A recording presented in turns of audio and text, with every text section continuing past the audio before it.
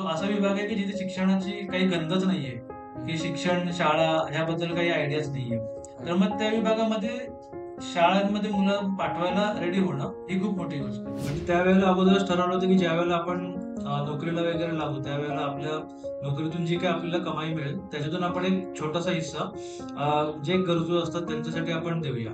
दुसरी एक महत्वाची गोष्ट अशी आहे की शिक्षण मिळाल्यामुळे माणसाचं विचार करण्याची जे स्कोप असतो तो वाढतो. बरोबर. म्हणजे एखादी गोष्ट ब्लाइंडली करणं आणि एखादी गोष्ट करताना मी हे का करतोय हे विचार करणं याच्यामध्ये फरक आहे आणि तो फरक शिक्षणामुळे येतो. वर्कशॉप संपल्यानंतर सुद्धा त्यांना मला भेटून सांगायचं असतं, की त्यांना काय प्रॉब्लेम होतायत, काय नाही होतायत. 2 वर्षापर्यंतचा त्यांचा पूर्ण मेन्स्ट्रुअलशी रिलेटेड जो खर्च आहे, तो आपण 0 केला. त्या वर्कशॉपमध्ये आम्हाला एक सर एका मुलीला घेऊन आले. ते म्हणाले, की "तुम्ही हिला ओळखता का?" आतापर्यंत आपण 5 शाळा डिजिटल केल्या. अरे वाह! त्यांना सजेस्ट केलं, की हे उपचार आपल्याला करावे लागतील. तर तिचे पालक काही तयार नव्हते हे सगळं करण्यासाठी आणि मग ते तिला परत घेऊन गेले आणि काही दिवसानंतर असं समजलं, की उपचारांअभावी तिचा मृत्यू झाला.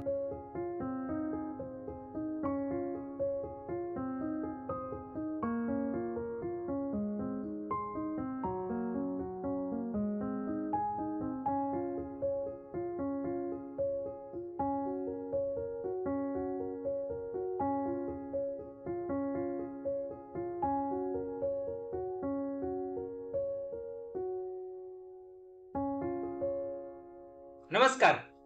एनपी क्रिएशन प्रस्तुत गप्पा टप्पाच्या एका नवीन भागात मी निलेश परब तुमचं सर्वांचं मनापासून स्वागत करतो. आज आपण भेटणार आहोत मिस्टर प्रथमेश तेंडुलकर आणि त्यांच्या मिसेस दीपाली तेंडुलकर यांना. त्यांची एक संस्था आहे, तर त्यांची जी संस्था आहे त्या संस्थेचं नाव आहे चैतन्य सोशल वेलफेअर फाउंडेशन. तर त्यांच्याकडून आज आपण त्यांच्या या संस्थेबद्दल आणि त्यांच्या संस्थेमार्फत जे उपक्रम राबवले जातात त्याबद्दल आपण जाणून घेणार आहोत. नमस्कार, तुमचं या पॉडकास्टमध्ये स्वागत आहे. सगळ्यात पहिला प्रश्न, तर ही चैतन्य सोशल वेलफेअर फाउंडेशन ही संस्था स्थापन करायची संकल्पना तुमच्या डोक्यात कशी आली आणि त्याची सुरुवात कधी झाली? ज्यावेळेला माझं ग्रॅज्युएशन सुरू होतं इंजिनिअरिंगचं, तर 2013 साली 13-14च्या दरम्यान म्हणजे त्यावेळेला अगोदरच ठरवलं होतं, की ज्यावेळेला आपण नोकरीला वगैरे लागू त्यावेळेला आपल्या नोकरीतून जी काही आपल्याला कमाई मिळेल त्याच्यातून आपण एक छोटासा हिस्सा जे गरजू असतात त्यांच्यासाठी आपण देऊया. तर त्यावेळेला संस्था सुरू करावी असं काही मनामध्ये नव्हतं. अ, असं झालं होतं, की एकदा मी एका अनाथ आश्रमामध्ये व्हिजिट केली होती. मुंबईतच आहे कांजूरमार्गला. तर त्या अनाथ आश्रमात ज्यावेळेला व्हिजिट केली त्यावेळेला असं तिकडची ती सगळी मुलं, त्यांचं सगळं त्यांचं चाललेलं काम ओव्हरऑल हे सगळं बघून वाटलं की त्यांच्यासाठी काहीतरी करावं. त्यावेळेला मी आणि माझे काही मित्र असे आम्ही मिळून आमचा एक ग्रुप बनवलेला आम्ही. तर त्या ग्रुपच्या माध्यमातून आम्ही ते काम सुरू केलं. त्यांना ज्या काही गरजा होत्या त्या मुलांच्या वगैरे म्हणजे आमचे वाढदिवस असतील किंवा काही घरातलं एखादं स्पेशल ओकेजन असेल, तर त्यावेळेला आम्ही जो काही खर्च येईल त्यातला एक छोटासा हिस्सा असा काढून आम्ही तिकडे देत होतो किंवा आमच्या पगारातला थोडासा एक हिस्सा हे करून तिकडे डोनेट करत होतो, की त्यांना लागणाऱ्या वस्तू आम्ही त्यांना घेऊन देत होतो. तर अशा वेगवेगळ्या गोष्टी आमच्या सुरू होत्या. आणि मग असं करता-करता एक एखाद 2 वर्ष गेली आणि मग मग आम्ही ट्रेकिंग वगैरे पण करायचो. तर ट्रेकिंगचं वगैरे थोडीशी आवड आहे. तर मग त्या करता-करता मला अ, माझ्या काही मित्रांनी सजेस्ट केलं, की एक शाळा आहे जिकडे थोडीशी दुर्गम भागातली शाळा आहे आणि तिकडे मुलांना थोडी गरज आहे. तर 26 जानेवारी 2016 म्हणजे माझं ग्रॅज्युएशन पूर्ण झालं 13ला. मग 1-2 वर्ष आम्ही असे उपक्रम करत होतो आणि 2016 साली मी पहिल्यांदा एका दुर्गम भागातल्या एका शाळेमध्ये गेलेलो. तर तिकडे गेल्यावरती मला कळलं, की अनाथ आश्रमात तर मुलांना तिकडे गरज होतीच, पण त्या तिकडच्या मुलांना त्याच्यापेक्षा जास्त गरज होती. म्हणजे शाळेतल्या शिक्षणापासून ते त्यांच्या डेली लाईफमध्ये लागणाऱ्या गोष्टींपासून बऱ्याच गोष्टींची त्यांना गरज होती. तर मग असा जो माझा एक ग्रुप बनत गेलेला मित्रांचा आणि मग त्यांच्या त्यांच्या कॉमन मित्रांचा असा जो एक ग्रुप बनत गेला. मग आम्ही त्या शाळेत जाऊन त्या शाळेतल्या मुलांसाठी काम करायचं ठरवलं आणि मग वेगवेगळे असे उपक्रम आमचे होत गेले आणि मग साधारण एक टप्पा असा आला, की नाही आता अनऑफिशियल आपला जो ग्रुप आहे, त्याला एक ऑफिशियल स्वरूप द्यायला पाहिजे.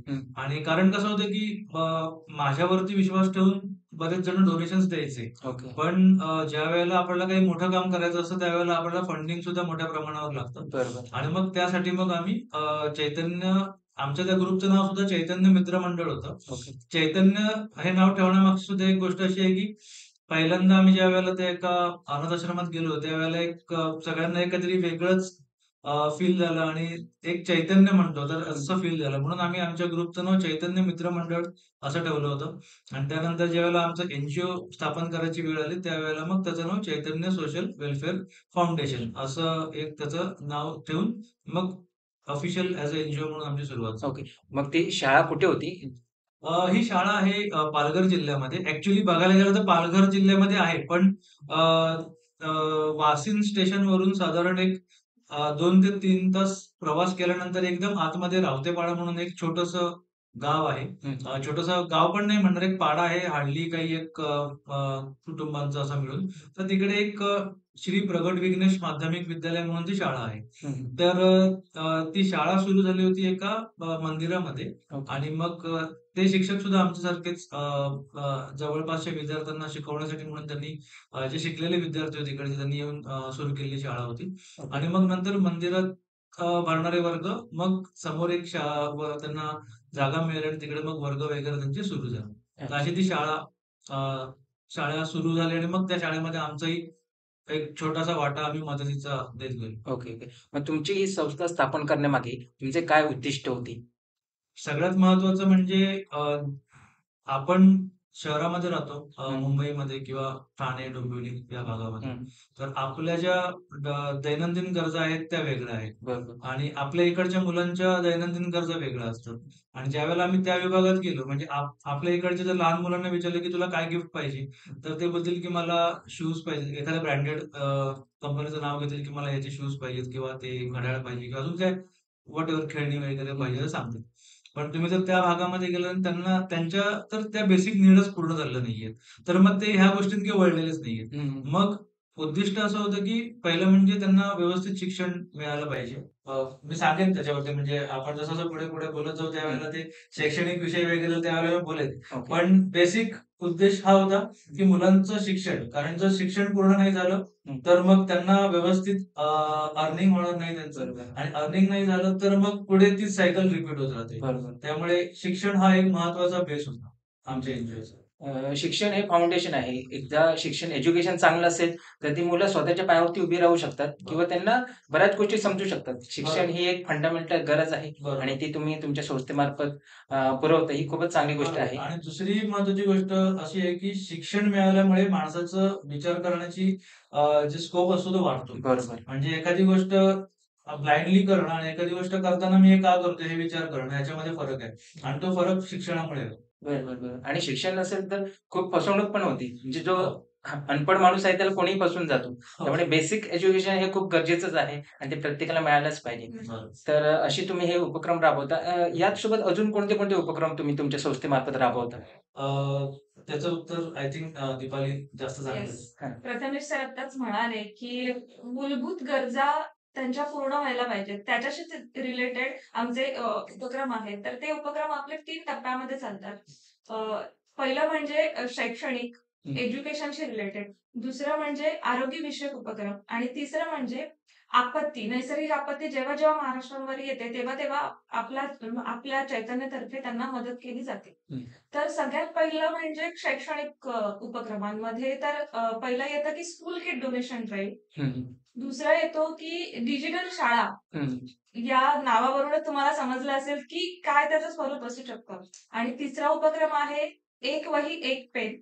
हा गणेशोत्सव स्पेशल उपक्रम आहे. म्हणजे हा आम्ही गणेशोत्सवामध्ये राबवला जातो. त्याचं मी थोड्या वेळात तुम्हाला सांगेन की की तो कसा आपण राबवतो. तर सगळ्यात पहिलं म्हणजे स्कूल किट डोनेशन ड्राईव्ह काय आहे?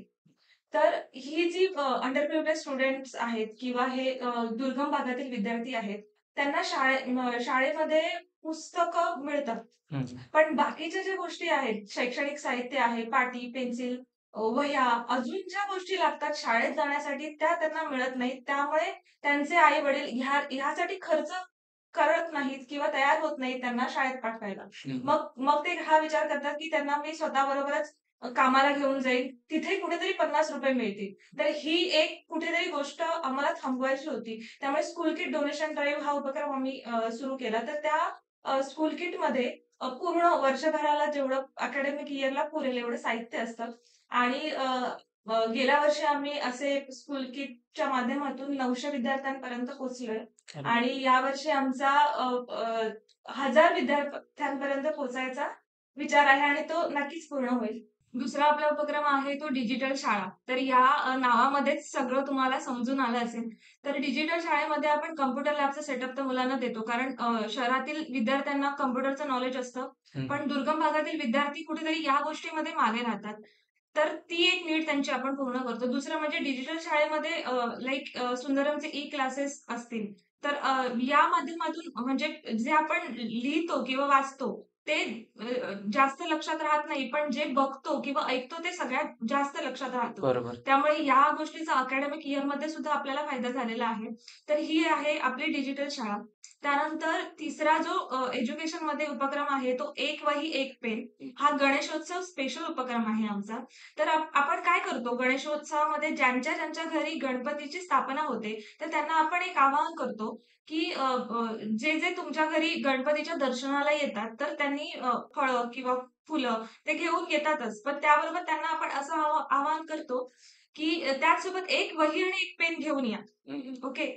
ते एक वही एक पेन अनंत चतुर्दशी झाल्यानंतर आपण सगळं गोळा करून ते गरजू मुलांपर्यंत पोहोचवतो.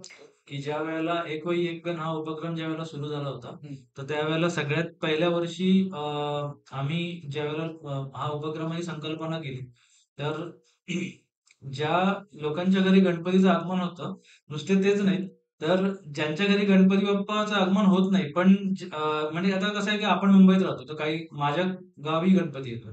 तर मुंबईत येत नाही. पण गावी काही हे करणं शक्य नाही. बरोबर. त्यामुळे मी काय करणार, की मी मुंबईत राहतोय आणि माझ्या गावी जरी गणपती आहे, माझ्या एक स्वेच्छेने माझ्याकडून जेवढ्या वह्या शक्य होतील तेवढ्या लोकं आम्हाला देत गेले. आणि 2018 साली हा उपक्रम आम्ही सुरू केला होता सगळ्यात पहिल्यांदा. आज 2023 म्हणजे टोटल 5 वर्ष झाली. मधली कोरोनाची जर आपण 2 वर्ष सोडली, कारण मध्ये 2 वर्ष कोरोनाची होती आणि त्यामध्ये काही आपल्याला गणेशोत्सव वगैरे व्यवस्थित करताही आले नव्हते. पण ती 1-2 वर्ष सोडले, तर इतर सर्व वर्षी आम्हाला खूप चांगला प्रतिसाद लोकांकडून मिळाला आणि एक ही वेगळी संकल्पना होती, की दरवेळेला आपण एक उपक्रम ठरवतो आणि त्याच्यासाठी आपण फंडिंग रेज करतो. पण त्यापेक्षा एक वेगळं, की लोकसहभागातून आपल्याला काय करता येईल. जसं गणेशोत्सव हा स्वातंत्र्यपूर्व काळामध्ये टिळकांनी ज्यावेळेला सार्वजनिक गणेशोत्सवाची सुरुवात केली, त्याचं एक विजन वेगळं होतं. बरोबर. आणि आता जरी सार्वजनिक गणेशोत्सव आपल्याकडे असेल, तर त्याला आपण कुठल्या पद्धतीने एक त्याचं चांगलं मूर्त स्वरूप त्याला देऊ शकतो. माझ्या मते हे एक चांगला विचार आहे, जो आपण पुढे घेऊन जाऊ शकतो. ओके. तर शैक्षणिक उपक्रमांमध्ये आमचे हे उपक्रम जे आता दीपालीने सांगितले ते आहेतच.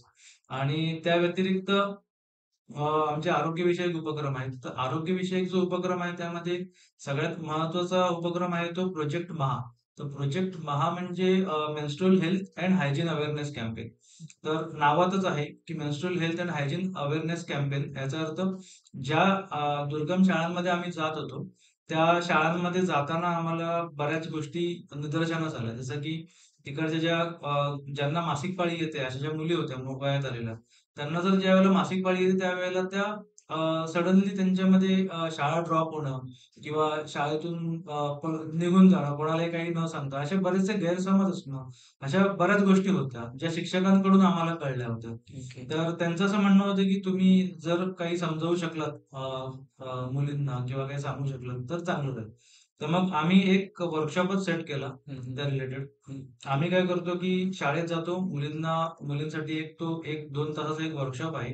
ज्याच्यामध्ये अगोदर त्यांना काही प्रश्न विचारण्यात येतात, नंतर काही प्रश्न बेसिक क्वेशन्स आणि त्यांना दृकश्राव्य स्वरूपात म्हणजे व्हिडिओ आणि ऑडिओच्या माध्यमातून आणि इंटरॅक्टिव्ह करून तो वर्कशॉप आम्ही त्यांना ते माहिती देतो. दीपाली आहे, त्यानंतर आमच्या ज्या महिला व्हॉलंटिअर्स आहेत, त्यामधल्या अनेक अनुषा असेल किंवा अमिता म्हणून आहेत. तर हे सगळ्या व्हॉलंटिअर्स आहेत, ते एकत्र येऊन हा वर्कशॉप घेतात आणि इव्हन ज्यावेळेला आम्ही सुरुवात केली त्यावेळेला आमच्या ग्रुपमध्ये जे डॉक्टर्स होते, डॉक्टर सुवर्णा म्हणून होत्या. त्यांच्यासोबत आम्ही हा प्लॅन केलेला होता आणि मग त्यातून त्या मुलींसाठी काय वेगळं करता येईल. तर त्यांचे वेगळे जे प्रॉब्लेम्स असतात. सुरुवातीला त्या मुली मासिक पाळी हाच विषय असा आहे, की ज्या विषयावरती शहरात सुद्धा आजकाल कोणी बोलत नाही. तर ह्या गावखेड्यातल्या मुली जिथे अनेक गैरसमज आहेत, त्या बोलणं तर खूप लांबची गोष्ट राहिली. बरोबर. तर हा वर्कशॉप करताना सुरुवातीला बऱ्याच अडचणी आल्या, की मुली अशा फ्रीली बोलत नव्हत्या. त्यांना हां, म्हणजे असे बरेच अनुभव आले, की मुली स्वतः एक्सप्लेन करणं म्हणजे आम्ही एक्सप्लेन करणं वेगळं आहे. हम्म. पण त्यांना काय वाटतं हे समजल्याशिवाय आम्ही मग ते वन वे ट्रॅफिक होतं. बरोबर.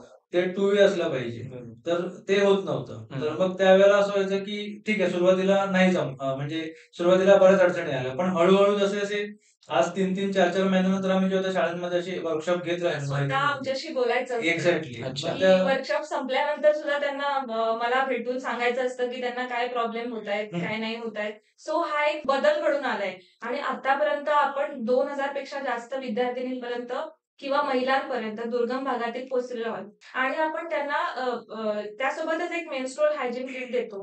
जे जे की 2 वर्षापर्यंत ते वापरू शकतात. म्हणजे 2 वर्षापर्यंतचा त्यांचा पूर्ण मेन्स्ट्रुअलशी रिलेटेड जो खर्च आहे तो आपण झिरो केला. अरे वाह! ओके. तर म्हणजे हे सॅनिटरी नॅपकिन जे आपण वापरतो ना, हं. तर त्याच्याऐवजी आम्ही त्यांना म्हणजे त्या भागात तर काही सॅनिटरी नॅपकिन वापरले जात नाहीत. आम्ही जेवढं माहिती घेतली त्यानुसार त्या ज्या मुली आहेत, त्या जुनं कापड वापरतात. म्हणजे ते किती वेळा वापरलं हेही माहिती नाहीये. ते वापरत जातात आणि मग ते हायजीनशी रिलेटेड फार गोष्टी समस्या येतात त्याच्यामधून.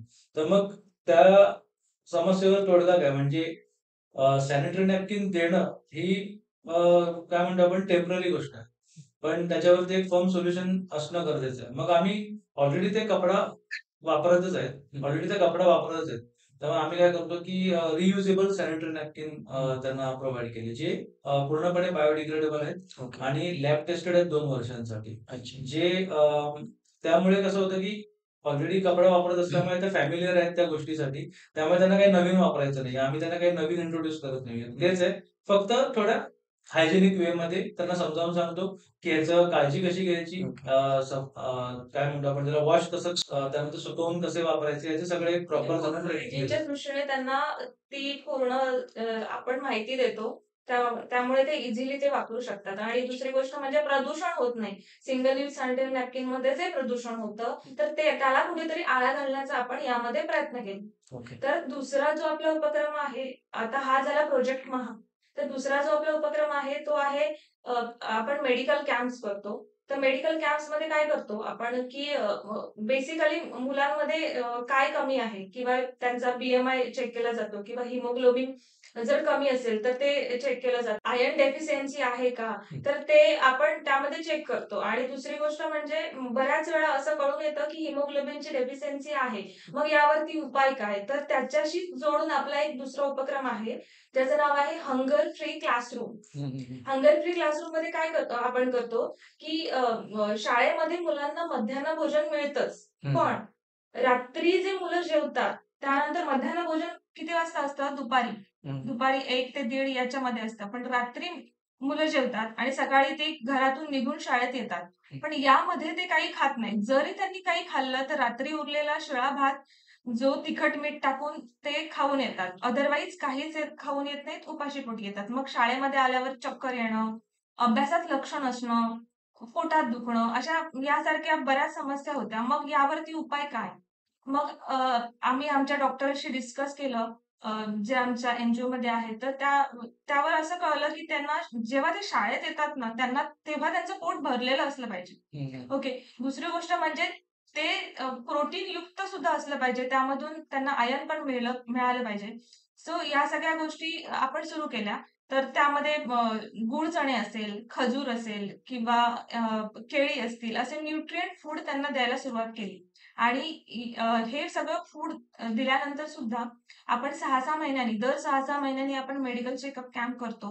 ज्यावरून आपल्याला मूल्यमापन करता येतं, की आपला प्रोजेक्ट कुठे सक्सेसफुल होतोय किंवा अजून कुठे ड्रॉबॅक आहे. तर ओके. हे एक आपण हंगर फ्री क्लासरूम या उपक्रमामधून करतो. आरोग्य रिलेटेड उपक्रम चालू करायची कधीपासून वाटलं तुम्हाला हे चालू करायला पाहिजे? अ, ज्यावेळेला आम्ही शैक्षणिक उपक्रम करतो ना, कुठल्याही शाळांमध्ये ज्यावेळेला जातो त्या उपक्रमाच्या निमित्तानं, तर शाळेच्या शिक्षकांकडून आम्हाला काही गोष्टी कळतात, की अशी-अशी गरज आहे किंवा काय. तसेच मुलांच्या आरोग्याच्या रिलेटेड पण आम्हाला कळतात, की अ, मुलांमध्ये चक्कर येण्याचं प्रमाण जास्त आहे किंवा इतर गोष्टी अशा अनेक आहेत. ते त्यांच्याकडून आम्हाला कळतं. तर असंच ज्यावेळेला आम्ही एका शाळेमध्ये गेलो असताना माहिती मिळाली होती, की एका मुलीला बरं नाहीये आणि तिला ट्रीटमेंटची रिक्वायरमेंट होती. तर त्यावेळेला म्हणजे माझे मित्रच डॉक्टर होता आणि तो मुंबईतल्या एका चांगल्या हॉस्पिटलमध्ये ॲज अ डॉक्टर म्हणून प्रॅक्टिस करत होता. तर मी त्यांना म्हटलं, की "त्या मुलीला तुम्ही घेऊन या. ट्रीटमेंटचं आपण सगळं जे काय आहे ते बघूया. काय कसं काय करता येईल आणि बघू म्हणजे काय ट्रीटमेंट करता येईल याच्यावरती. ॲटलीस्ट बेसिक तर कळलं पाहिजे." पण या भागामध्ये सगळ्यात महत्त्वाचं जे आहे ना, की म्हणजे मेडिकलशी रिलेटेड त्यांना काही हे नव्हतं. म्हणजे जास्त करून अंधश्रद्धेवरती त्यांचा जास्त विश्वास होता. म्हणजे मी त्याबद्दल जास्त तर हे नाही करत, पण मी सहज सांगतो.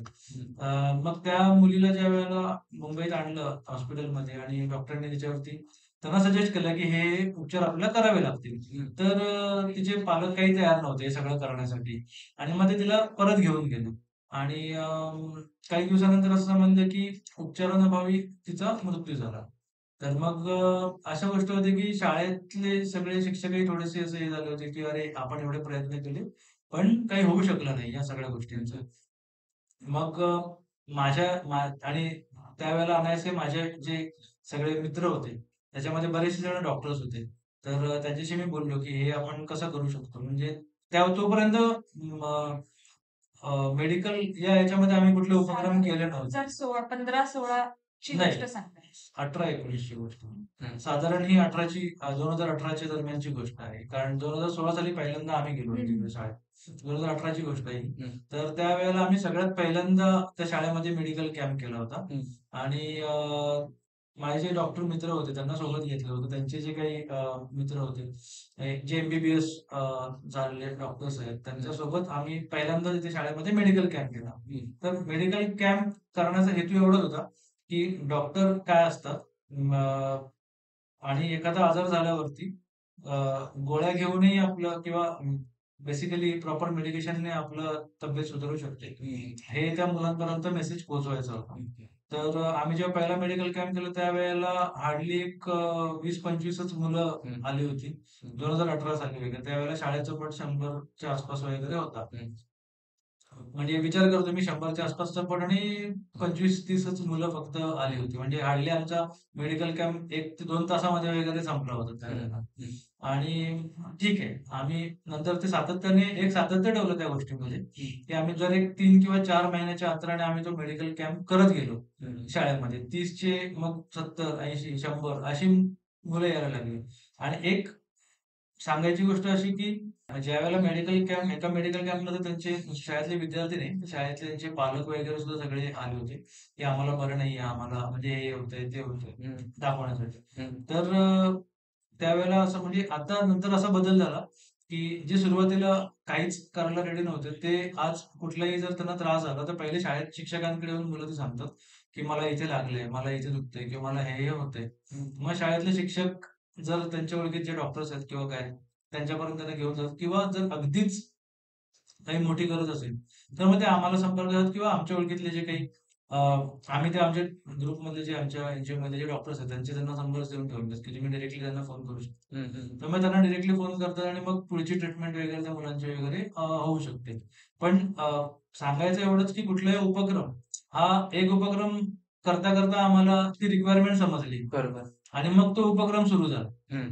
जसा हा उपक्रम करताना आम्हाला समजलं, की मुलांचं बी-एम-आय कमी आहे. म्हणजे उंचीनुसार त्यांचं वजन कमी आहे किंवा वयानुसार त्यांचं हे कमी आहे, वजन वगैरे कमी आहे. मग हिमोग्लोबिनची कमतरता आहे. ब्लड टेस्ट केल्यानंतर समजलं. तर मग ह्या सगळ्या गोष्टीवरती पुढचा उपक्रम न्यूट्रिएंट फूडचा, hunger free classroom. Okay, okay. तर मग असे प्रत्येक उपक्रम एका उपक्रमाशी इंटरलिंक्ड कनेक्टेड झाले. म्हणजे हा उपक्रम करताना तो करताना ह्याची माहिती मिळाली. मग हे पण करणं गरजेचं आहे. जसं मी तुम्हाला म्हटलं ना, की ठरवून काहीच नाही केलं, की हे आज हे करायचंय असं नाही. हे करताना आम्हाला सापडलं, मग आम्ही पुढचा उपक्रम केला आणि जसं मेडिकलचं दीपालीने सांगितलं, की आरोग्यविषयकच्या उपक्रमांमध्ये आम्हाला खूप चांगला सपोर्ट आता विद्यार्थ्यांकडून सुद्धा मिळतो. आतापर्यंत 300 विद्यार्थ्यांना आपण कुपोषणाकडे ज्यांचा जाण्याचा कल होता, अशा विद्यार्थ्यांना कुपोषणातून वाचवलेलं आहे. या हंगर फ्री क्लासरूम या उपक्रमामधून. तर तो एक मोठी सक्सेस आहे आपली. नैसर्गिक आपत्ती जे मगाशी दीपालीने सांगितलं होतं. तर नैसर्गिक आपत्तीमध्ये आपण कशा मदत करतो, की ज्यावेळेला कुठली एखादी नैसर्गिक नैसर्गिक आपत्ती म्हणजेच आपल्याला काही सांगून येत नाही. ती कधीही येऊ शकते आणि कुठल्याही स्वरूपामध्ये येऊ शकते. त्यावेळेला लागणारी मदतही कमी जास्त प्रमाणात मोठी असू शकते किंवा कमी असू शकते. पण ज्यावेळेला येते, त्यावेळेला आमच्या तिकडच्या लोकल स्थानिकांकडून जी काही आम्हाला माहिती मिळते किंवा रिक्वायरमेंट येते, त्यानुसार आम्ही तिथे मदत पोहोचवतो. जसं सगळ्यात पहिली आमची मदत गेली होती ती सांगली आणि कोल्हापूरला ज्यावेळेला एक पूर परिस्थिती आली होती, त्यावेळेला सांगलीमध्ये भुवनेश्वर वाडी म्हणून एक गाव आहे. तर त्या गावातून म्हणजे तिकडे राहणारे एक माझ्या ओळखीचे डॉक्टर होते. तर त्यांनी मला सांगितलं, की "सर असं-असं इकडे-इकडे आहे आणि एवढी परिस्थिती आहे, की मुलांच्या सगळ्या शाळेतल्या वह्या, दप्तर, धान्य घरातल्या लोकांचं सगळं वाहून गेलेलं आहे." ओके. तर बरेच दिवस झाले तर शाळा तर काही सुरू नाहीये, पण मुलांना अभ्यास तर करायचा आहे. कसं करणार? तर मग या सगळ्या गोष्टींवरून मग आम्ही एक किट बनवलं, की घरामध्ये लागणारं कसं होतं, की ज्यावेळेला कुठला असा पूर किंवा अशी जेव्हा आपत्ती येते, सगळ्यात पहिली मदत जाते अन्नधान्याची. आणि सगळेच जण मी असं नाही म्हणत, की चुकीचं आहे. पण तिकडे एक्झॅक्ट काय रिक्वायरमेंट आहे, हे बघून मदत जायला पाहिजे. तर आपण हे दरवेळेला अनुभवलंय. म्हणजे ज्यावेळेला सांगली कोल्हापूरचा फ्लड आला त्याही वेळेला, ज्यावेळेला महाड आणि चिपळूणमध्ये पूर आला होता त्याही वेळेला. अन्नधान्याची इतकी मदत झाली, की लोकांना आता सांगावं लागलं, की नाही आता अन्नधान्य पाठवू नका. आता दुसरी जी मदत आहे त्याची गरज आहे. मग त्यावेळेला आम्ही काय करतो, की तिकडचे जे आमचे ओळखीचे होते त्यांनी आम्हाला सांगितलं, की ही गरज आहे आता. मग त्यानुसार आम्ही आमचं प्लॅनिंग केलं, की त्यांना काय एक्झॅक्टली रिक्वायरमेंट आहे आणि तसे आम्ही आमचे किट्स बनवले आणि आम्ही पाठवले. त्याच्यामध्ये कसं असतं, की ज्यावेळेला कोकणामध्ये पूर आला होता. तर म्हणजे घरातलं सगळं सामान वाहून गेलं होतं. दुकानात पाणी गेलेलं होतं. त्यामुळे दुकानातले कपडे खराब झालेले होते. महिला ज्या होत्या तिकडच्या ना, त्या खूप दिवसांपासून एकाच गाऊनवरती होत्या. इनर वेअर्स एकच होते. सगळं. मग तुम्ही कल्पना करा, की किती दिवसापासून ते एकाच ह्याच्यामध्ये होते. त्यानंतर सॅनिटरी पॅड्स अवेलेबल नाहीयेत. जर मासिक पाळी आली त्या दरम्यान तर काय वापरणार? काहीतरी पाहिजे. सॅनिटरी पॅड्स अवेलेबल नाहीयेत. पाण्याच्या बॉटल्स नाहीयेत. म्हणजे साफसफाईचं साहित्य पूर्ण काहीच नाहीये. साफ-सफाई साहित्य नाहीये. तर मग काय करणार अशा वेळेला? धान्य वगैरे तर खूप प्रमाणात आलंय. तर ह्या सगळ्या गोष्टी सुद्धा रिक्वायरमेंट होती. मग आम्ही जे किट बनवलं त्यामध्ये आम्ही धान्य इन्क्लूड केलंच नाहीये. कारण धान्याची मदत खूप झाली. मग त्यामध्ये कसं की महिलांसाठी गाउन्स, त्यानंतर इनर वेअर्स, त्यानंतर तुमचे सॅनिटरी नॅपकिन्स आणि बाकी इतर गोष्टी म्हणजे घरात लागणाऱ्या क्लिनिंग इक्विपमेंट्स वगैरे. इक्विपमेंट्स असतील हां. किंवा त्यावेळेला कसं होतं पाणी जे नळाला येतंय ते गढूळ यायचं, माती भरपूर असायची. मग फिल्टर की जो तुम्ही नळाला लावला त्यातून ॲट माती बाजूला होऊन पाणी तुमच्याकडे येईल. त्याला तुम्ही फक्त गरम करून पिऊ शकता. तर अशा टाईपचे जे गोष्टी होत्या ह्या असं एक पूर्ण किट बनवलं. जे घेऊन आम्ही त्या गावांमध्ये गेलो आणि स्वतः तिकडे जाऊन त्या लोकांना आम्ही डिस्ट्रिब्यूट केलेले आहेत. आणि जेव्हा डिस्ट्रिब्यूट करत होतो त्यावेळेला म्हणजे अनुभव असा आहे, की तिकडचे गावातले जे होते, महिला काही ज्या होत्या, त्या स्वतःहून आम्हाला सांगायला आल्या, की तुम्ही आम्हाला हे जे घेऊन आलाय, ह्याची आम्हाला ॲक्चुअल गरज होती. म्हणजे धान्य वगैरे खूप मिळालंय, पण हे सगळ्या गोष्टी मिळाल्या नव्हत्या, जे तुम्ही आता घेऊन आले आणि ॲक्चुअली त्याची खरी गरज होती. तर नैसर्गिक आपत्तीमध्ये ज्या वेळेला आम्हाला रिक्वायरमेंट येते, आम्ही अगोदर त्याची माहिती घेतो आणि त्याप्रमाणे एक किट बनवून वगैरे तिकडे आम्ही स्वतः जातो किंवा पाठवतो. Okay, okay. पण त्यावेळचा एक्सपिरियन्स म्हणजे ती फिलिंग्स खूप भारी असेल ना, की ज्याला जी गरज आहे ती आपण त्यावेळी त्याला दिली आहे. मग त्याचं सॅटिस्फॅक्शन एक वेगळंच असेल. हो. समाधान तर असतं, पण ॲक्चुअली कसं होतं, की ज्यावेळेला नैसर्गिक आपत्तीमध्ये या गावांमध्ये जातो ना, त्यावेळेला तिकडची परिस्थिती बघून फार वाईट वाटतं. कारण तशी वेळ कोणावरती येऊ नये. पण येस, तुम्ही म्हणालात ते बरोबर आहे, की आपल्यामुळे कोणाचे तरी काही दिवस तरी चांगले जातात. हे बघून ती फिलिंग चांगली असते. तुम्ही जे म्हणालात, की तुमच्या संस्थेमार्फत स्कूल डिजिटलायझेशनचा उपक्रम राबवला जातो. हं. हे खूप गरजेचं आहे. कारण ते लॉकडाऊन नंतर खूपच ती गरज जाणवली. बरोबर. कारण ज्या ठिकाणी ह्या फॅसिलिटीज अवेलेबल होत्या म्हणजे शहरांसारख्या ठिकाणी तिथे तर स्कूल चालू होते. हो. पण ते गावाच्या सारख्या ठिकाणी हे हो. फॅसिलिटी नसल्यामुळे त्यांच्या मुलांचं शिक्षण पूर्णपणे थांबलं होतं हो. लॉकडाऊनच्या वेळी. हो. तर आणि कसं आहे, की कन्व्हेन्शनल वेने जे आपण नेहमी शिकतो, हं. पाटी, फळी याच्या फळ्यावरती वगैरे हं. लिहून वगैरे. तर कन्व्हेन्शनल पद्धत थोडीशी बदलली पण पाहिजे. हं. आणि मुलांना म्हणजे ह्या भागातल्या मुलांना शहरात काय चालू आहे हे माहिती नाहीये. बरोबर. आणि म्हणजे पूर्ण तो डिफरन्स आहे, हं. की म्हणजे एक एक्झाम्पल देतो, की ज्यावेळेला आम्ही सगळ्यात पहिल्यांदा कॉम्प्युटर लॅब सुरू केली होती एका शाळेमध्ये. त्या मुलांना फक्त कॉम्प्युटर चित्रामध्ये बघून माहिती होतं. त्यांनी कधीच त्यांच्या पूर्ण ह्याच्यामध्ये कधी बघितलंही नव्हता, की कॉम्प्युटर कसा दिसतो. अरे बापरे. ज्या वेळेला सुरुवात केलं त्यावेळेला एक गोष्ट ते नीट बघत होते, शिकत होते. तर ह्या सगळ्या गोष्टींचा खूप चांगला परिणामही असतो, की जसं आता मगाशी दीपालीने सांगितलं, की आपण डिजिटल क्लासरूममध्ये 2-3 प्रकारे डिजिटलाइज करतो. म्हणजे इयत्ता 1ली ते 5वी ही जी असते याच्यामध्ये तुम्हाला पूर्णपणे ई-लर्निंग करायची गरज नसते. मुलांना व्हिज्युअल ह्याच्यानुसार शिकवणं गरजेचं असतं. त्याचे बरोबर. व्हिडिओज आजही YouTubeवरती वगैरे अवेलेबल असतात. तुम्हाला फक्त ते पेनड्राईव्हमध्ये डाउनलोड करायचे आहेत किंवा वायफाय सेटअप करून स्मार्ट टीव्हीवरती दाखवायचंय मुलांना. मुलं ऑटोमॅटिकली शिकतात.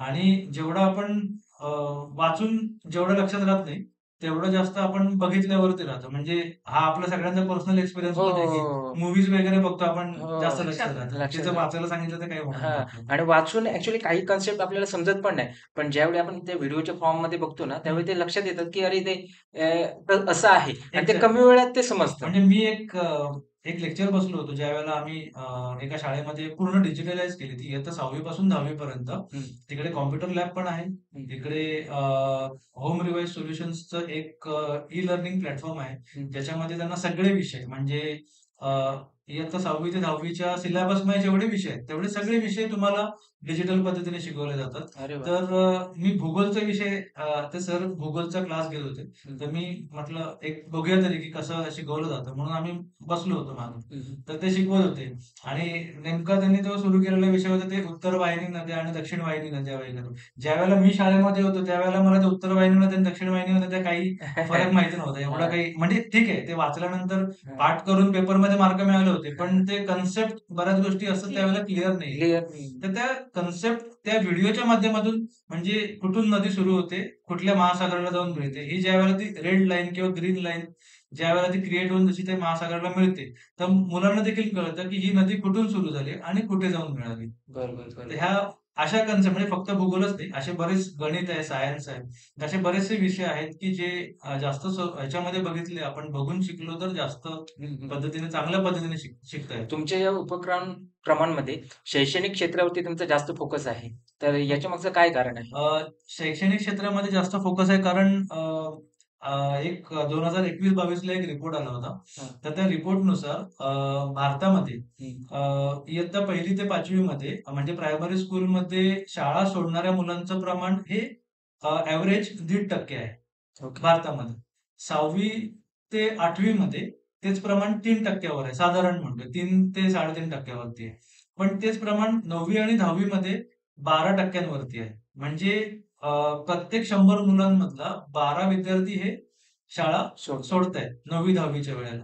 तर त्याचं कारण काय? हे आपल्याला म्हणजे त्या रिपोर्टमध्ये असं दिलेलं आहे, की पॉव्हर्टी आहे किंवा इन्फ्रास्ट्रक्चरची अवेलेबिलिटी नाहीये किंवा बऱ्याच गोष्टी आहेत. हं. म्हणजे लेबर, चाइल्ड लेबर आहे किंवा बाकीच्या बऱ्याच गोष्टी त्यांनी मेन्शन केल्या आहेत. हं. पण जर तुम्ही बघाल तर या सगळ्या गोष्टी एकमेकांमध्ये इंटरलिंक्ड आहेत. हं. म्हणजे सगळ्या कनेक्टेड आहेत एकमेकांशी. म्हणजे आता जसं मगाशी हिने पण सांगितलं एक गोष्ट, की ते मुलांना त्यांच्याबरोबर घेऊन जातात. हं. आता एक साधी गोष्ट आहे, आपण ज्या खेड्यामध्ये जातोय किंवा ज्या पाड्यावरती जातोय, तिकडच्या पालकांचा मुख्य स्रोत काय उत्पन्नाचा? तर वीटभट्टीवरती काम करणं किंवा कुठल्यातरी मजुरी करणं. हं, हं.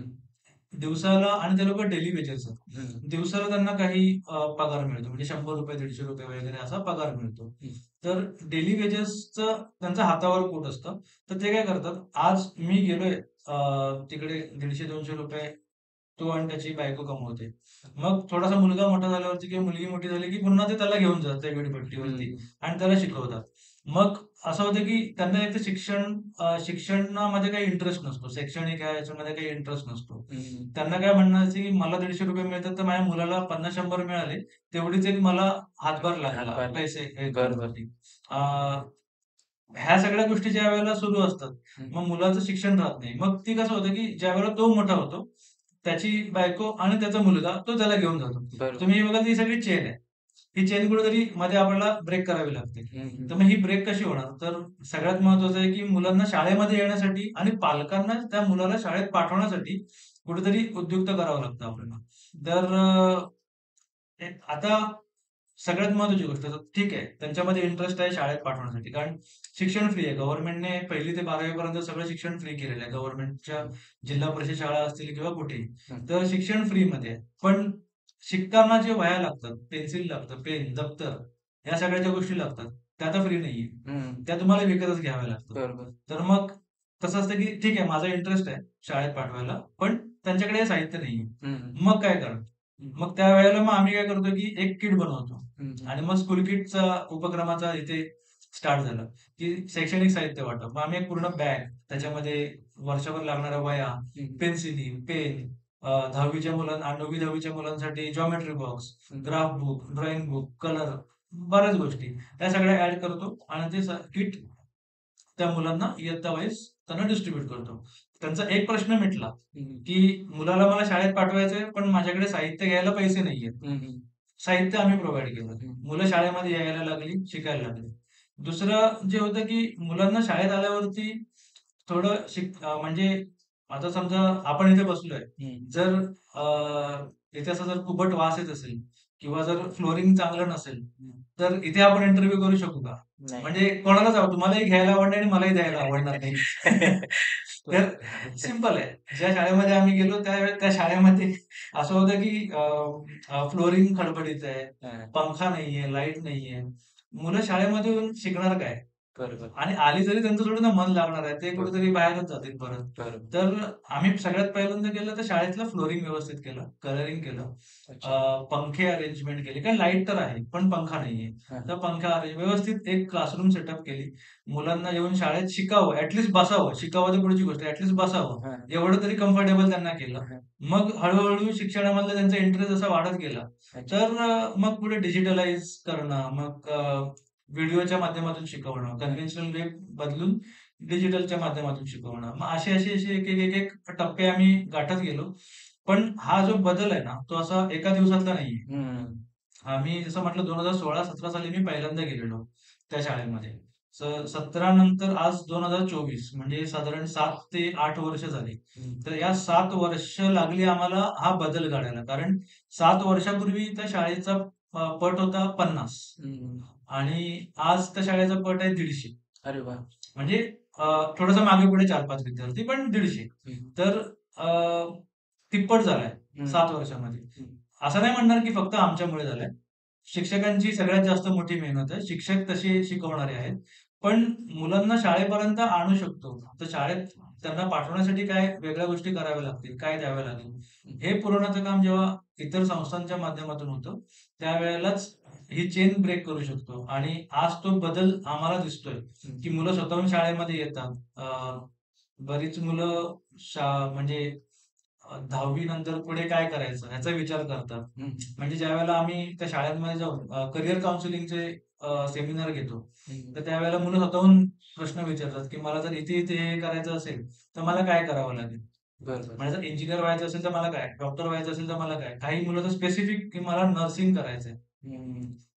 असं त्यांचं एम ठरलेले आहे. तर मग ते त्याप्रमाणे त्यांचे आणि ह्या शाळेतला सगळ्यात महत्त्वाचा टप्पा असा आहे की शैक्षणिक उपक्रम घेतल्यानंतर त्या शाळेमध्ये आत्तापर्यंत 10वीचा म्हणजे एस-एस-सीचा निकाल हा 100 आहे. अरे वाह! त्यामुळे आपण म्हणतो ना की बदल घडायला थोडा वेळ लागतो, पण तो चांगला आहे. चांगलं आहे. त्यामुळे म्हणून आमचा जो फोकस आहे, तो शैक्षणिक उपक्रमांवरती या एकाच गोष्टीमुळे आहे की ती जी चेन आहे, जी मी तुम्हाला सगळ्यात पहिल्यांदा सांगितली, की पॉव्हर्टी, त्यानंतर तुमचं इन्फ्रास्ट्रक्चर किंवा बाकीच्या इतर गोष्टी नसल्यामुळे मुलांचं जे ड्रॉपआउट होण्याचं जे प्रमाण आहे, ते आपल्याला कमी कसं करता येईल आणि लिटरसी रेट कसा वाढवता येईल. तर त्यातूनच त्यांना पुढे शिकण्याची इच्छा होईल आणि मग ते पुढे जॉबला लागून त्यांच्या मुलांना तरी ॲटलीस्ट ते डेली वेजेसकडे पाठवणार नाही. निदान ते त्यांचे आई-वडील जातायत तिथपर्यंत ती चेन ब्रेक झाली पाहिजे. इथून त्यांच्यापुढे ती चेन ब्रेक होऊन ते लोकं कुठेतरी चांगले अर्निंग वरती आले, तर ते नाही जाणार या सगळ्या गोष्टी. आता तुम्ही हे जे उपक्रम राबवता, ते स्पेसिफिक कोणत्या भागातली शाळा आहेत ह्या? आता कसं आहे माहिती आहे का, की उपक्रम राबवताना आम्ही असं विभागवार असं नाही. पण आता जे चालू आहेत उपक्रम किंवा जे आम्ही आतापर्यंत केलेत मी सांगू शकतो, की जसं पालघर जिल्ह्यातल्या काही शाळा आहेत, शहापूरमधल्या आहेत, त्यानंतर कोकण विभागातल्या शाळा आहेत, तर अशा नाशिकमधली शाळा आहे. अशा बऱ्याचशा बरेच विभाग आहेत. पण जशी आमच्याकडे रिक्वायरमेंट येते, पण रिक्वायरमेंट आली म्हणून आम्ही करतो असंही नाहीये. एखादी रिक्वायरमेंट ज्यावेळेला आमच्याकडे येते, पहिला आम्ही त्याचं स्वतः जाऊन शाळा बघतो, की शाळा कशी आहे. मुलांना खरीच गरज आहे का? म्हणजे आपल्याला जे सांगितलंय हम्म. की ही गरज आहे, तीच गरज ऍक्च्युली आहे का? की काही वेगळी गरज आहे? हम्म. ते बघितलं जातं आणि मग त्या पद्धतीने ती सोडवण्याचा प्रयत्न केला जातो. ओके. आता हे तुम्ही जे उपक्रम राबवताय, ते उपक्रम राबवताना तुम्हाला कोणते-कोणते चॅलेंजेस तुम्ही फेस केलेत? चॅलेंजेस असं तर काही म्हणजे अ, देवाच्या कृपेने म्हणा किंवा कसंही, पण अजूनपर्यंत मेजर चॅलेंजेस फेस नाही केले. पण कुठल्याही एन-जी-ओ म्हटलं की सगळ्यात महत्त्वाचं असतं की फंडिंग. हं, म्हणजे ज्यावेळेला आता मगाशी दीपालीने जे सांगितलं ना, की शैक्षणिक साहित्य यावर्षी आम्ही गेल्या वर्षी 900 मुलांसाठी केलं, यावर्षी 1000 मुलांसाठी करतो. हं. तर 1000 म्हटल्यावरती 1000 मुलांना ते पूर्ण किट देणं. बरं. तर मग त्या किटची एक कॉस्ट असते, की बाबा ₹600 किंवा ₹750 जे काही असेल. तर मग 1000 म्हटलं की किती 6-6.5 लाख रुपये खर्च आला. हं. तर मग तो कसा उभा करणार? हं, हं, हं, हं. मग इथून ती प्रोसेस चालू होते. मग ते चॅलेंजेस हळू-हळू यायला चालू होतात, की हां, ठीक आहे, आज आपण इतके डोनेशन्स आले आपल्याला, उद्या इतके. असं करत-करत ते फंडिंग हा एकच चॅलेंज असतो. पण ठीक आहे, अजूनपर्यंत असं नाही झालंय, की आम्ही कुठला उपक्रम सुरू केलाय आणि फंडिंग अभावी तो थांबलाय. एक्झॅक्टली. फंडिंग अभावी तो बंद झालाय किंवा आम्ही त्याला कधीतरी नाहीच केला तो. असं कधीच झालं नाहीये. हं, हं. आम्ही उपक्रम सुरू केला आणि मग तो पूर्ण करून दाखवलेला आहे. त्यामुळे सगळ्यात चॅलेंजेस असे नाहीये. अच्छा. तुमच्या या उपक्रमांना कोणाला जर सपोर्ट करायचा असेल, जसं की फंडिंग देऊन किंवा व्हॉलंटियर होऊन, तर त्यासाठी काय म्हणजे कसं तुमच्याशी कॉन्टॅक्ट करायचा किंवा काय वेज आहेत? ओके. सो जर कोणाला ॲज अ व्हॉलंटियर तर करायचीच गरज आहे. कारण आम्ही सगळे म्हणजे आता ज्यावेळेला आम्ही उपक्रम हे सुरुवात केली होती, त्याही वेळेला आम्ही सगळे वर्किंगच होतो. म्हणजे आम्ही सगळे जॉब करतो आणि त्याच्यानंतरच ह्याच्यामधून पुढे आमचं सॅटर्डे संडेजला जी आम्हाला सुट्टी मिळते, शनिवार, रविवार, त्याच्यामध्ये हे उपक्रम आम्ही करतो. बरं, बरं. तर सगळेच म्हणजे दीपालीही जॉब करते, मीही जॉब करतो, आमचे अनेक व्हॉलंटियर्स आहेत, हे जॉब करत असतात. तर मला इतकं सांगायचं आहे, की जर ॲज अ व्हॉलंटियर करायचंय तर आपण जे सॅटर्डे, संडे जे आम्हाला मिळतात, त्याच्यामधून एक्स्ट्रा वेळ ह्याच्या गोष्टींसाठी देणं गरजेचं आहे आणि त्यातूनच ह्या गोष्टी चांगल्या पद्धतीने होतात. बरोबर. आणि जर तुम्हाला आर्थिक मदत करायची आहे तर चैतन्य सोशल वेलफेअर फाउंडेशनची ऑफिशियल वेबसाईट आहे हं. cswfngo.in. तर ह्याच्यावरती जाऊन तुम्ही आमचे पूर्ण उपक्रमही चेक करू शकता. तुम्हाला आमचे बँक अकाउंटचे डिटेल्स मिळतील. हं. तुम्ही त्याला आर्थिक मदतही करू शकता आणि इम्पोर्टंट असं आहे की या आर्थिक मदतीवरती अंडर 80 ची तुम्हाला टॅक्स बेनिफिट सुद्धा मिळू शकतं. तर आर्थिक मदत तर नक्कीच गरजेची आहेच. पण हो. ज्यांना शक्य आहे त्यांनी व्हॉलंटरी मदत सुद्धा करणं गरजेचं आहे. यामध्ये मी एक ऍड करेन, की ज्यांना आर्थिक मदतही शक्य नाहीये आणि येऊनही करू शकत नाही, तर ते मेसेज आमचे स्प्रेड करू शकतात. कारण अवेअरनेस सगळ्यात मोठा बरोबर. त्याने खूप मोठे बदल होतात. त्यामुळे अवेअरनेस सुद्धा करू शकतात आमच्या उपक्रमांचे. हं, हं. आता तुम्ही ज्या ठिकाणी उपक्रम राबवलेत, तर त्या ठिकाणी तुम्हाला असं काय बदल जाणवतो? आणि तो कृपया सांगा? ओके. पॉझिटिव्ह बदल खूप आहेत. हं. मी जस्ट 2-3 एक्झाम्पल्स देऊन तुम्हाला सांगतो, हं. की आता आपल्या बोलण्यामधून ते आलेले आहेत ऑलरेडी एक्झाम्पल्स, पण मी त्याला थोडंसं इलॅबोरेट करेन, हं. की सगळ्यात महत्त्वाचा शैक्षणिक उपक्रम. तर शैक्षणिक उपक्रमामध्ये मी तुम्हाला सांगितलं, की त्या शाळेमध्ये करताना सुरुवातीचा पट 50-60 मुलांचा होता. तो आता 150 मुलांवरती गेलेला आहे. हं. तर हा सगळ्यात मोठा बदल आहे. म्हणजे आता मला बोलताना काहीच तुम्हाला वाटेल की अरे ठीक आहे 50 ते 150 झाले काय एवढी मोठी गोष्ट नाही. पण ॲक्चुअली आहे. कारण त्या विभागामध्ये ज्यावेळेला आपण 50-60 मुलांपासून जेव्हा 150 पर्यंत जातो, तो असा विभाग आहे की जिथे शिक्षणाची काही गंधच नाहीये हं. कोणाला. की शिक्षण, शाळा ह्याबद्दल काही आयडियाच नाहीये. किंवा शिक्षणाचं महत्त्व तेवढं महत्त्वाचं समजलं नाहीये. एक्झॅक्टली. हं. तर मग त्या विभागामध्ये शाळांमध्ये मुलं पाठवायला रेडी होणं ही खूप मोठी गोष्ट आहे. हं. त्यामुळे 50 वरून 150 आत्तापर्यंत झालेलं आहे. अजून थोडं होऊ शकतं पुढे जाऊन. हं. हा एक बदल आहे. दुसरं म्हटलं तर ह्या शाळांमध्ये म्हणजे या विभागांमध्ये जनरली मुलींचं जे लग्न आहे ते 9वी-10वी नंतर होतं. हं, हं. म्हणजे आम्ही ज्यावेळेला जातोय त्यावेळेला 9वी-10वीच्या ह्याच्यामध्ये त्यांची लग्न वगैरे व्हायची 2016-17 वगैरे असं. तर आम्ही ज्यावेळेला हे सगळं बघितलं, आम्ही त्यांच्या पालकांशी सुद्धा बोललो या विषयांमध्ये, हं, हं. की एवढ्या लवकर लग्न करून पुढे तिचं करिअर नाहीये त्या मुलीला. मग परत ती तिच्या मुलांना कारण आपण म्हणतो ना, की स्त्री शिकली की ती पूर्ण एक घर सुशिक्षित करते. हं. तर ती मुलगीच शिकली नाहीये. तर ती तिच्या कुटुंबाला उद्या काय देणार? हा सुद्धा एक विचार आहे. तर आम्ही त्यांच्या पालकांशी बोललो आणि मग त्यानंतर त्यांच्याशी बोलून असं झालं की आत्ता एक रिसेंट इन्सिडेंट आहे. आम्ही त्या शाळेमध्ये गेलो होतो.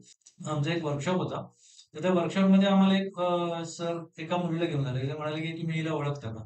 म्हटलं नाही. कारण आता ऑब्व्हियसली एवढं वर्ष काम करतो त्यामुळे एवढी मुलं समोरून गेल्यामुळे काही लक्षात राहत नाही की कोण आहे. हं. तर ते मला ते नाव सांगितलं की असं असं XYZ नाव आहे या मुलीचं आणि आपल्या शाळेची विद्यार्थिनी आहे. मी म्हटलं, "अच्छा." मग मी तिला विचारलं, "तू काय करते?" ती मला म्हणाली की "मी शाळेमध्येच शिकवायला येते मुलांना." हं. मी म्हटलं, "चांगली गोष्ट आहे." पण म्हटलं, "ॲज अ करियर पर्स्पेक्टिव्ह काय करते?" तर ती मला म्हणाली, ती एम-ए इन मराठी करते. अरे वाह! तर म्हणजे माझ्यासाठी हा सगळ्यात मोठा बदल आहे, की मुलगी शिकत नव्हती, तर ती एम-ए करते. अ, एम-ए इन मराठी म्हणजे खूप मोठी गोष्ट आहे. हो, हो. आणि एम-ए इन मराठी करता तिची विचार करण्याची ही बघा, की ती शाळेमधून ज्या शाळेतून पास आउट झाले, म्हणजे जी शाळा मी तुम्हाला एक्सप्लेन केली होती, त्या शाळेतून जी पास आउट झाले, ती त्या शाळेमध्ये येऊन तिला शिकवायचंय. अरे वाह! विथआऊट कुठल्याही प्रकारचा मोबदला न घेता. अरे वाह! तर हा जो बदल आहे ना, एक त्यांच्या विचारांमधला हा सकारात्मक बदल आहे. हं, हं. तर असे अनेक बदल आहेत, की मुलं शाळेमध्ये येऊन शिकतात किंवा काही ज्या मुलांना शाळेतच यायचं नव्हतं, ती मुलं आज म्हणतात, की मला इंजिनिअरिंगला ॲडमिशन घेतलंय कोणी. कोणी अजून कुठे वेगळ्या ठिकाणी जॉब करतोय. हं. तर असे बऱ्याच गोष्टी आहेत, की ज्या पॉझिटिव्ह चेंजेस आहेत आणि हं. जे आम्हाला हळू-हळू ते दिसतायत. हं. कारण कसं एक पिढी शिकली ना, की त्याची पुढची पिढी ऑटोमॅटिक शिकते. बरोबर, कारण तो एक चालू तरी होतं म्हणजे बरोबर, शैक्षणिक एक हं. चालू. बरोबर. अ, यापुढे तुमचे काय प्लॅन्स आहेत, की तुम्ही तुमच्या संस्थेमार्फत अजून कोणते-कोणते उपक्रम राबवणार आहात? किंवा अजून कोणत्या एरियामध्ये म्हणजे आता तुम्ही जसं बोललात, की तुम्ही कुठचं ते? कोकण किंवा हां, हां. तर अजून नाशिक. महाराष्ट्रभर ह्या संस्थेचा प्रसार करायचा असेल, तर त्या दृष्टीने काही प्लॅन्स वगैरे? अ, प्रसार असं एरिया वाईज नाही करायचंय. ओके. म्हणजे ठीक आहे, वाढली तशी तर आपण करूही शकतो. असं नाहीये की मी नाही रिस्ट्रिक्ट नाही करत आहे. पण जेवढा आपण एरिया वाईज प्रसार करणार, तेवढं आपलं लक्ष प्रत्येक ठिकाणी आपल्याला देणं शक्य होईल का? हे आधी बघावं लागेल. हं. कारण आम्ही सगळे वर्किंग जसं मी तुम्हाला म्हटलं, की सगळे मी काय, दीपाली काय किंवा सगळेच व्हॉलंटियर्स हे सगळे जॉब करतोय हं. आणि कुठलाही मोबदला न घेता आम्ही या एन-जी-ओमध्ये काम करतो. हं. तर शनिवार, रविवारमध्ये जो वेळ मिळतो त्याच्यातून आपण हे उपक्रम सगळे करत असतो. तर एरिया वाईज नक्कीच करू इन फ्युचर. पण सगळ्यात महत्त्वाचं असं आहे, की जिथे अ, जे उपक्रम सुरू आहेत, त्याच्यावरती अधिक फोकस करून त्याला चांगलं अजून कसं करता येईल. जसं तुम्ही मला मगाशी विचारलं, की रिझल्ट्स आपण जसे मेजर करतो. तर मूल्यमापन मूल्यमापन हं. एखाद्या गोष्टीचं, की जसं आपण म्हणतो, की 10वी मध्ये एखाद्या शाळेचं मूल्यमापन कसं करणार, की 10वीचं सक्सेस स्टोरी बघणार तुम्ही, हं, हं. की एवढे-एवढे पर्सेंटेज एस-एस-सीमध्ये पास आउट आहेत आणि एवढ्या-एवढ्या मुलांना 70-80% मार्क मिळालेले आहेत. तर हे तुम्ही असं आपण मेजरिंगचं एक आपण प्रमाण मानूया, हं, हं. की 10वीच्या मुलांसाठी. तसंच एन-जी-ओच्या कामाचं मेजरिंगचं प्रमाण कसं आहे, की एखाद्या ठिकाणी काम करताना किंवा एखाद्या शाळेमध्ये काम करताना हं. किती चांगला बदल झालाय, हं. हे तुम्ही मोजू शकता. जसं मी तुम्हाला म्हटलं, की 50 वरून 150 वरती गेली त्या मुलांची संख्या. हं. आज एस-एस-सीचा रिझल्ट 100% आहे. एस-एस-सी मधून पास आउट होणाऱ्या मुलांचे पर्सेंटेज 80-83% वगैरे आहे, जिथे 50-60 सुद्धा खूप जास्त वाटायची मुलांना. हं, हं. परीक्षा असतात बाहेर हं. होणाऱ्या म्हणजे आपल्या स्पर्धा परीक्षा आपण ज्या म्हणतो, यू-पी-एस-सी. यू-पी-एस-सी किंवा एम-पी-एस-सी त्यामध्ये मुलांना जावंसं वाटतंय. तर अशा पद्धतीने आपण मेजर करू शकतो, की म्हणजे असं नाहीये, की मी यावर्षी एक टार्गेट ठेवलं, की मला यावर्षी 50 शाळा डिजिटल करायच्या. ठीक आहे, टार्गेट ऐकायलाही चांगलं आहे आणि करायलाही चांगलं आहे. पण 50 शाळा डिजिटल करून काय? हं. त्या शाळांमध्ये खरंच त्या पद्धतीने शिक्षण मिळतंय का मुलांना? ह्याचा फीडबॅक घेणं ही एक गोष्ट असते. हं. तर ते फीडबॅक घेऊन अजून काय चांगलं करता येईल, ते आम्ही त्या शाळांमध्ये करणार आहोत. आणि शैक्षणिक सोबत मेडिकलची जोड देऊन, जसं मी मगाशी दीपालीने म्हटलं, की प्रोजेक्ट महा. आता आमचं फक्त पालघर, शहापूर, नाशिक या विभागांमध्येच असे वर्कशॉप झालेत आणि कोकणमध्ये सुद्धा. कोकणमध्ये सुद्धा आता झाले. आपण एका कोकणमध्ये शाळेमध्ये. सुद्धा पोहोचतोय वेगवेगळ्या शाळांमार्फत बरोबर. Okay, okay. तिकडच्या करेक्ट. तर हा जो विषय आहे ना मासिक पाळीचा, तो आम्हाला थोडा जास्त प्रमाणावरती घ्यायचा आहे पुढे जाऊन. जेणेकरून अजून बरेच दुर्गम भाग आहेत, हं, हं. की जिकडे वेगवेगळ्या समस्या आहेत. तर तिथपर्यंत जाऊन हा विषय आम्हाला थोडा मोठ्या प्रमाणावरती घ्यायचा. म्हणजे मेडिकल आणि शैक्षणिक ह्या 2 विषयांवरतीच आम्ही पुढे जास्त काम करणार. मी एक ऑब्झर्व केलंय की अशा ना खूप साऱ्या संस्था म्हणजे स्टार्टिंगला स्टार्ट होतात, पण ते ना सस्टेन नाही होत. म्हणजे काही कालावधीसाठी 1 वर्ष केलं, 2 वर्ष केलं आणि काही कारणाने ते बंद होतात.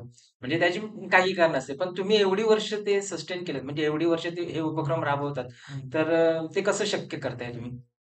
अं, आता कसं असतं की ज्या वेळेला आपण एखादी संस्था सुरू करतो किंवा आपण एखादी गोष्ट ज्या वेळेला करतो, तर त्याला काहीतरी एक मोटिव्ह असावं लागतं. बरोबर, जर ध्येय एम असेल तरच आपण ते कंटिन्यू करू शकतो. बरोबर.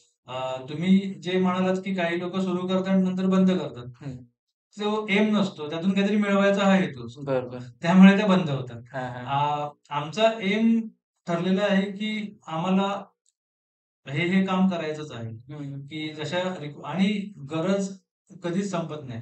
हं. म्हणजे ज्या शाळांमध्ये आम्ही काम करत होतो किंवा ज्या विभागांमध्ये काम करतो अजूनपर्यंत तिथेच करतोय आणि इतरही विभागात करतोय. असं नाहीये की ते विभाग बंद म्हणजे तिथे काही कामच होत नाहीये आता. पण तिकडच्या गरजा वेगळ्या आता. हं, हं. अगोदर वेगळ्या होत्या. हं, त्यामुळे बंद तर कधी होणार नाही आणि कंटिन्यू अजून वाढतच जाते. म्हणजे ज्यावेळेला आम्ही सुरुवात केलेली त्यावेळेला आम्ही 50, 60, 70 मुलांपासून सुरुवात केलेली. हं. आज जसं दीपालीने म्हटलं की 2000 मुलीच झाल्या फक्त प्रोजेक्ट महाच्या under. School kit donation drive मध्ये आम्ही 1000 पेक्षा जास्त मुलांपर्यंत पोहोचलो. पोहोचलोय आणि दुसरं म्हणजे डिजिटल स्कूल च्या माध्यमातून आतापर्यंत आपण 5 शाळा डिजिटल केल्या. अरे वाह! तर आपण जर असं बघितलं तर दिवसेंदिवस आलेख रेशो वाढत चाललाय. वाढत चाललंय. तर तोच वाढता ठेवण्याकडेच आमचा कल आहे आणि जसे जसे रिक्वायरमेंट येईल तसं आम्ही आणि सगळ्यात महत्वाचं म्हणजे व्हॉलंटियर सपोर्ट. आमचे जे सगळे व्हॉलंटियर्स आहेत तर त्यांचा सपोर्ट सगळ्यात जास्त आहे. म्हणजे जसे आम्ही स्वतःचे जॉब सांभाळून या सगळ्या गोष्टी करतोय तसेच ते सगळे लोक सुद्धा त्यांचे जॉब म्हणजे मोटिवेटेड आहेत सगळे या सगळ्या कामांचे. एक आपल्या महाराष्ट्रातले एक सगळ्यात मोठे जे सामाजिक समाजसेवक होते बाबा आमटे. हं. त्यांचं एक फेमस वाक्य आहे, निस्वार्थ सेवा ही सामाजिक कार्याचा आत्मा आहे, असं एक त्यांचं वाक्य आहे. तर निस्वार्थ जोपर्यंत भावना आहे आपल्या मनामध्ये, हं. म्हणजे मला काही मिळवायचं नाहीये आर्थिक, फक्त निस्वार्थपणे मी काम करतोय, तोपर्यंत चालतच राहणार. हां, हां. आणि एक सेल्फ सॅटिस्फॅक्शन मिळतं, की हो. आपण काहीतरी चांगलं करतोय. हो. ते एक आहे. आणि हे जर मोठ्या प्रमाणात करायचं असेल तर जसं तुम्ही म्हणालात, की अजून व्हॉलंटियर्स पाहिजेत किंवा जे एक आर्थिक पाठबळ पाहिजे, हं. ते देखील गरजेचं आहे. कारण एवढे सगळ्या मुलांना एवढे किट्स वगैरे द्यायचे आहेत. हो. तर त्या गोष्टी पण महत्त्वाच्या आपण आहेत. जर असं ठरवलं ना, की निदान मी एका मुलाला यावर्षी शैक्षणिक शाळेमध्ये जाण्यासाठी प्रवृत्त करेन. त्यासाठी मी एक स्कूल किट माझ्याकडून म्हणजे एका मुलाला मी सपोर्ट करेन शाळेत एक जाण्यासाठी. मुलाचा शिक्षणाचा खर्च मी उचलेन. मी उचलेन. असं जर आपण ठरवलं प्रत्येकाने जर असं हे केलं तर हे पूर्ण होऊ शकतं टार्गेट. बरोबर. म्हणजे 1000 म्हणजे काहीच नाही. हो, हो. त्यात असं म्हटलं तर 1000 म्हणजे काहीच नाही. हो. म्हणजे 1000 लोक जर एकत्र आली तर 1000 मुलांचं टार्गेट इझिली अचीव्ह होईल. तुम्ही खूप छान काम करताय. तुम्हाला एनपी क्रिएशनच्या टीमकडून खूप साऱ्या शुभेच्छा. थँक्यू. तर ह्या होत्या चैतन्य सोशल वेलफेअर फाउंडेशन या संस्थेचे फाउंडर्स प्रथमेश सर आणि दीपाली मॅडम यांच्याकडून आज आपल्याला त्यांच्या संस्थेबद्दल माहिती मिळाली आणि त्यांच्या संस्थेमार्फत कोणते कोणते उपक्रम राबवले जातात ते समजलं. जर तुम्हाला यांच्या संस्थेला किंवा त्यांच्या उपक्रमांना सपोर्ट करायचं असेल तर तुम्ही नक्कीच करू शकता. त्यांचे कॉन्टॅक्ट डिटेल्स या व्हिडिओच्या डिस्क्रिप्शनमध्ये असतील, त्यांना तुम्ही कॉन्टॅक्ट करू शकता आणि तुम्ही याचं व्हॉलंटियर किंवा आर्थिक मदत करू शकता. तर धन्यवाद. थँक्यू. थँक्यू.